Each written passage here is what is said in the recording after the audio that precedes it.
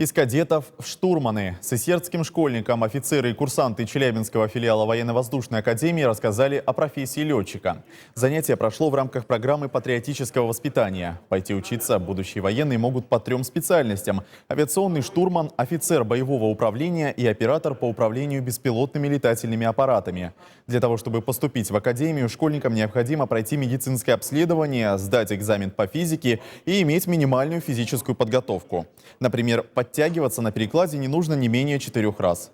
Военные утверждают, что во время учебы штурманов ждет хорошая стипендия и большой выбор места работы.